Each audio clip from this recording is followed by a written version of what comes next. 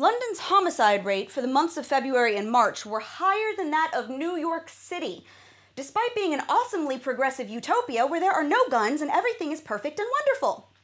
Except wait.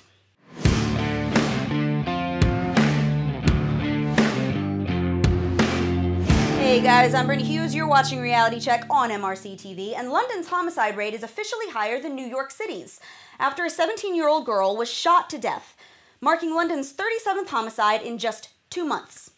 They logged 15 murders in February and 22 in March, 2 more than New York City. London's homicide rate is actually at a 13-year high, despite it having some of the strictest gun and hate crime laws in the entire world. Some experts are now predicting the city could see more than 130 murders this year alone.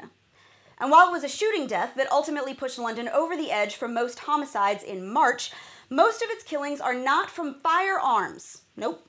The homicide rate in London has actually increased because of a rise in stabbings. In fact, people with knives were responsible for 31 of the 37 murders this year. Guess they should ban knives now, right? But wait, hold the phone. You mean that Mayor Sadiq Khan's perfect, all-inclusive, gun-free bastion of uber-European progressivism isn't working out?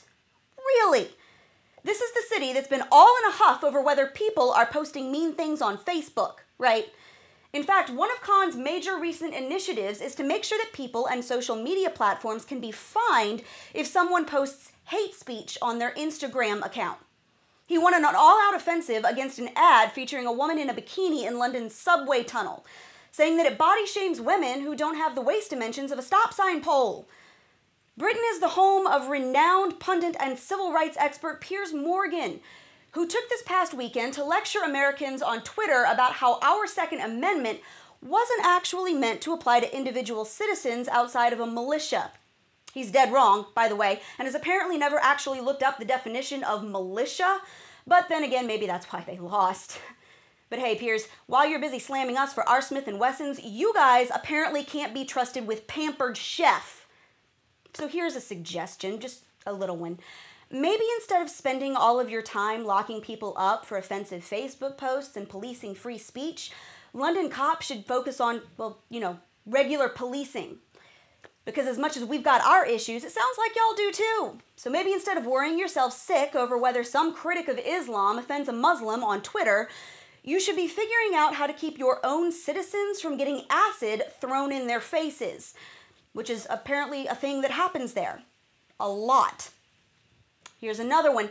Maybe you should worry about why delivery guys say that they won't go to certain parts of your city at night because they have been virtually overtaken by migrants who now dominate that whole entire neighborhood and are not too keen on outsiders showing up.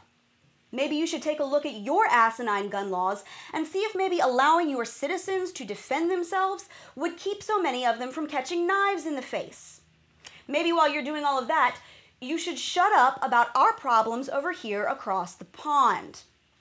But these are just suggestions, and ones I know that Khan won't take because he's too busy finding another soapbox to stand on.